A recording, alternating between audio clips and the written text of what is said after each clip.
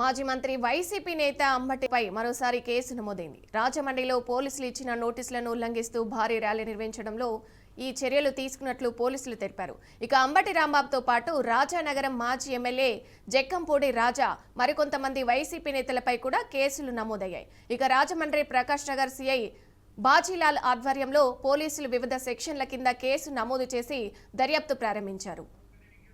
ఇటీవలే 18 రోజుల రిమాండ్ అనంతరం జైలు నుంచి బెయిల్పై విడుదలైన అంబటి రాంబాబు ఈ నెల 19న రాజమండ్రి నుంచి గుంటూరుకు బయలుదేరే సమయంలో సెక్షన్ 30 కింద పోలీసులు నోటీసులు అందజేశారు.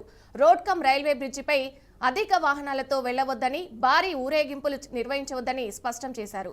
అయితే ఈ నిబంధనలను పట్టించుకోకుండా అంబటి రాంబాబు, జక్కంపూడి రాజా తమ అనుచరులతో కలిసి కార్లతో భారీ ర్యాలీ నిర్వహించారు. దీంతో చర్యలకు దిగుతూ కేసులు నమోదు చేసినట్లు పోలీసులు స్పష్టం చేశారు.